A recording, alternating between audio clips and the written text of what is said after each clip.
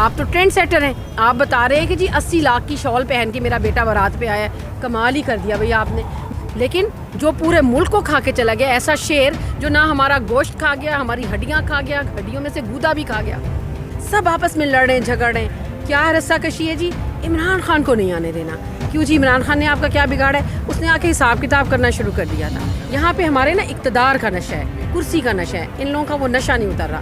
جو کرسی پہ بیٹھ جاتا ہے وہ چپٹ جاتا ہے. بھئی تمہارا جنازہ تو نہیں ہے, اگر نہیں کچھ ڈیلیور کر سکتے تو اتر جاؤ. السلام علیکم. صبح ٹی وی میں خوش آمدید. میں ہوں ملک نعمان. ہمارے ساتھ زمان باغ میں ہماری ایک بہن موجود ہے. آئیے ہم ان سے جانتے ہیں کہ یہ موجودہ جو ملکی حالات ہیں, ہمارے پاکستان کے جو حالات ہیں, اس کے بارے میں یہ کیا جانتی ہیں. جی السلام علیکم. وعلیکم السلام. کیا نام ہے آپ کا؟ تنزیلہ عمران. اچھا, آپ یہ بتائیں آپ کہاں سے آئی ہیں؟ میں لاہور سے ہی ہوں. لاہور سے ہی ہیں. تو ہمیں بتائیں کہ یہ جو ہم موجودہ حالات دیکھ رہے ہیں پاکستان کے حالات, کوئی ہمیں تو ٹھیک نظر نہیں آ رہے. کیا لگتا ہے آپ کو کیا ہو رہا ہے یہ سب؟ دیکھیں, یہ ہے ایک اقتدار کی جنگ. ہم لوگوں کے نارملی ذہن میں یہ ہوتا ہے نا, نشہ بہت برا ہے. کوئی سگریٹ کا نشہ کرتا ہے, کسی کو اپنی خوبصورتی کا نشہ ہے, کوئی کہتا ہے کہ جی میں پڑھا لکھا بہت ہوں, اس کو اپنی تعلیمی کے ڈگریوں کا نشہ ہوتا ہے. یہاں پہ ہمارے نا اقتدار کا نشہ ہے, کرسی کا نشہ ہے. ان لوگوں کا وہ نشہ نہیں اتر رہا. جو کرسی پہ بیٹھ جاتا ہے وہ چپٹ جاتا ہے. بھئی تمہارا جنازہ تو نہیں ہے, اگر نہیں کچھ ڈیلیور کر سکتے تو اتر جاؤ. لیکن ہمارے یہاں مسئلہ یہ کہ ہم گریب کر لیتے ہیں, ہم قبضہ کرنے کی کوشش کرتے ہیں کہ جو چیز مجھے مل گئی میں اس چیز کو چھوڑوں نا. اگر آپ سے کوئی بہتر پرفارم کر سکتا ہے تو خدا را آپ کسی اور کو جگہ دے دیں. اب یہ ٹرائی کا ہے, یہ تکون ہے, ہماری مقننہ ہے, عدلیہ ہے, اسٹیبلشمنٹ, سب آپس میں لڑ رہے ہیں, جھگڑ رہے ہیں. کیا رسا کشی ہے جی؟ عمران خان کو نہیں آنے دینا. کیوں جی؟ عمران خان نے آپ کا کیا بگاڑا ہے؟ اس نے آ کے حساب کتاب کرنا شروع کر دیا تھا. مولانا فضل الرحمان فرماتے ہیں قیامت کے دن کے سوالات عمران خان دنیا میں پوچھتا ہے کہ آپ کے پاس یہ پیسے کہاں سے آئے, آپ نے جائیدادیں کہاں سے. او بھائی, یہ قیامت کے دن کے سوالات نہیں ہیں. یہ حضرت عمر رضی اللہ تعالیٰ عنہ سے مسجد میں پوچھا گیا تھا. یہ دنیا کے سوالات ہیں. ان سے پوچھا گیا تھا یہ 2 چادریں آپ کے پاس کیسے آئیں, آپ کا پورا سوٹ کیسے بن گیا. ہمارے نبی کریم صلی اللہ علیہ وسلم ان چیزوں کے جواب دیتے تھے. ہمارے صحابہ کرام ان چیزوں کے جواب دیا کرتے تھے. ہمارے نبی کا یہ کہنا تھا کہ میں کسی کی گارنٹی نہیں دے سکتا کہ کون جنت میں جائے گا کون نہیں جائے گا, لیکن اگر تمہارے اچھے اعمال ہوں گے تو تم سب جاؤ گے. وہ یہ کہتے تھے کہ اگر میری بیٹی فاطمہ رضی اللہ تعالیٰ عنہ بھی اگر چوری کرے تو میں اس کا ہاتھ کاٹ دوں گا. یہ ہمیں تو کتابوں میں بیٹا یہ پڑھایا گیا تھا. اگر ہم نے کتابوں میں یہ پڑھا ہے تو جو چوری کر رہے ہیں ان کو NRO کیوں ملتا ہے؟ وہ ملک سے باہر کیوں جاتے ہیں؟ 50 روپے کے اسٹامپ پہ ابھی میں آپ کا مائک لے کے بھاگ جاؤں نا تو میرے پہ وہ پرچہ ہوگا کہ میری نسلیں اس کو بھگتتی پھریں گی. لیکن جو پورے ملک کو کھا کے چلا گیا, ایسا شیر جو نہ ہمارا گوشت کھا گیا, ہماری ہڈیاں کھا گیا, ہڈیوں میں سے گودا بھی کھا گیا, وہ 50 روپے کے اسٹامپ پہ باہر چلا گیا. جدہ جا سکتا ہے, پاکستان نہیں آ سکتا. بھئی کیا مسئلہ ہے؟ آخر آپ لوگ کب ایک جگہ مل کے بیٹھیں گے؟ میں نے یہاں پہ 302 کے پرچے, قتلوں کے مقدمے بیٹھ کے حل ہوتے دیکھیں. آپ میں سے خدا نہ خواستہ کسی نے کسی کا کوئی مارا تو نہیں ہے, کوئی مرڈر تو نہیں ہوا. وہ پھر جگرے والا شخص ہے جو 3 گولیاں کھا کے بھی آپ کو کہتا ہے کہ میں اپنی گولیاں معاف کر دوں گا, لیکن ملک کے جو نقصان آپ نے کیا وہ اس کو معاف نہیں کرنا چاہتا. تو کیا غلط کرتا ہے وہ صحیح کرتا ہے. آپ کس دن سدھریں گے؟ کب آپ کو یہ چیز سمجھ آئے گی کہ ہم نے اپنے ملک کا, اپنے وطن کا سوچنا ہے؟ اسی کو لوٹ کے کھا جاؤ گے, اسی کو ختم کر دو گے تو پھر دوبارہ کسے لوٹو گے؟ چائنا تو نہیں تمہیں لوٹنے دے گا, انڈیا نہیں لوٹنے دے گا, ایران نہیں لوٹنے دے گا, بنگلہ دیش نہیں لوٹنے دے گا.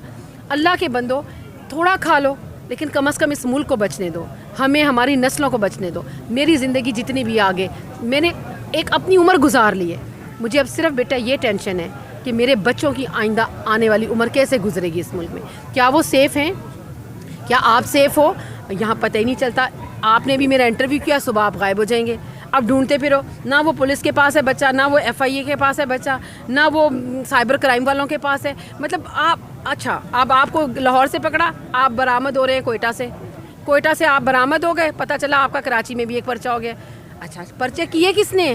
وہ بندہ سامنے نہیں آتا. ایک ہی آدمی 25 مقدمات کر رہا ہے لیکن وہ سامنے نہیں آتا. ایک لفظ نام بولنا چاہتی ہوں انتہائی معذرت کے ساتھ, ڈرٹی ہیری.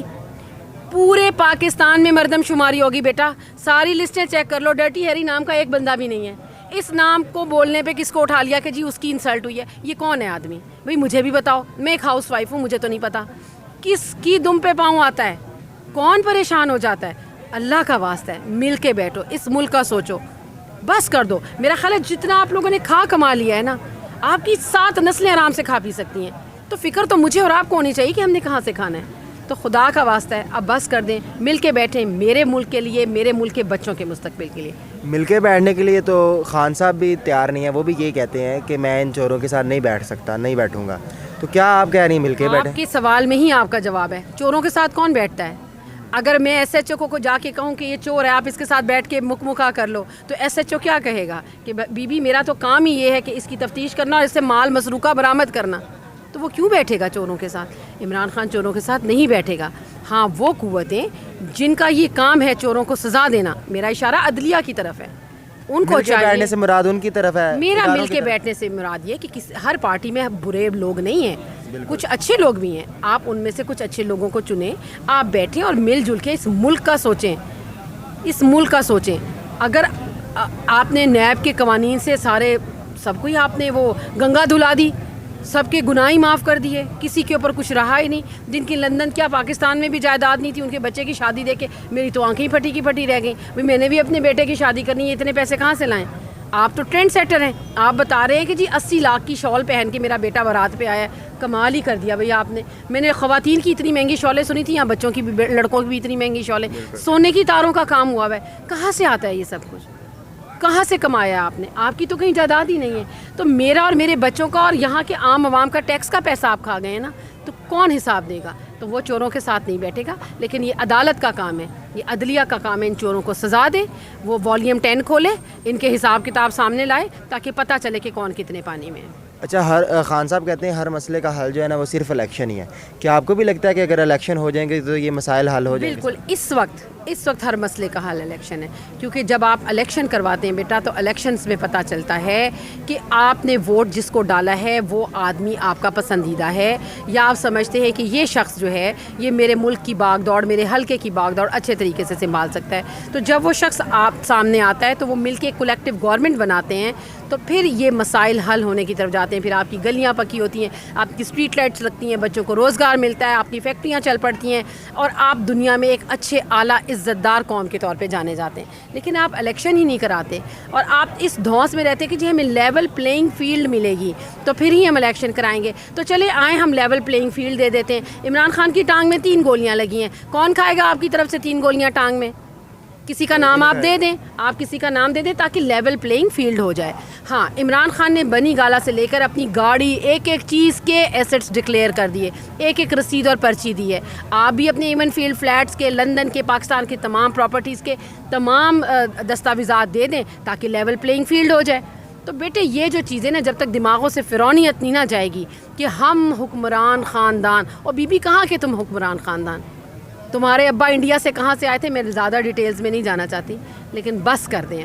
جتنا لوٹ لیا, جتنا کھا لیا. اب نئی نوجوان نسل بہت اویئر ہو چکی ہے, بہت سمجھ چکی ہے. اب آپ کو کہیں راستہ نہیں ملے گا. آپ جدہ گئی ہیں, آپ نے کہا ہم اسٹیٹ گیسٹ ہیں, عمرہ کرنے جا رہے ہیں. اسٹیٹ گیسٹ چور دروازے سے آتے ہیں, پیچھے سے آتے ہیں, چور دروازے سے آتے ہیں. پاکستانی 2 آدمیوں کو وہ عربی جبے پہنا کے آپ ساتھ لے کے جا رہے ہیں کہ جی ہمارا استقبال ہو گیا. اور کس کی آنکھوں میں دھول جھونک رہے ہو؟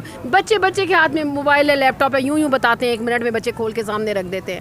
اور اگر آپ اسٹیٹ گیسٹ تھے تو آپ کو ریسیو کرنے کوئی کیوں نہیں آیا؟ عمران خان کو دیکھیں, MBS گاڑی ڈرائیو کر کے خان صاحب کو لے کے ساتھ گیا تھا. ہاں, تو یہ ہوتا ہے فرق. لیول پلینگ فیلڈ کی آپ بات کرتے ہیں, آپ کم از کم اس کے لیول پہ تو آ جائیں. نہیں, ممکن نہیں ہے. تو بس حل صرف یہ ہے کہ الیکشن ہوں گے انشاءاللہ تعالیٰ, صحیح اقتدار میں لوگ آئیں گے, اور اس کے لیے بہت لمبا کام نہیں ہے. 3 اسٹیپس: الیکشن کی ڈیٹ اناؤنس کریں, فری اینڈ فیئر الیکشن کرائیں, جو جیتا ہے اس کے ہاتھ میں اقتدار دیں, اور اپنے گھر کو جائیں. جن کا کام بارڈر سنبھالنا ہے بارڈر سنبھالیں, جن کا کام سرحدوں کی حفاظت کرنا ہے سرحدوں کی حفاظت کریں, جن کا کام انصاف کرنا ہے وہ انصاف کریں, اور جن کا کام حکومت اور سیاست کرنا ہے ان کو سیاست کرنے دیں. تھینک یو سو مچ. جی, بہت شکریہ آپ کا. یہ ہمارے ساتھ ہماری بہن موجود تھیں, جنہوں نے بہت ہی اچھے انداز سے ہمیں جو ہے نا حقیقت بتائی ہے معاشرے کی کہ اصل میں ہمارے ملک میں ہو کیا رہا ہے, اور ان سب معاملات کا جو ہے وہ حل کیا ہے. اسی کے ساتھ مجھے دیجیے اجازت. اللہ نگہبان.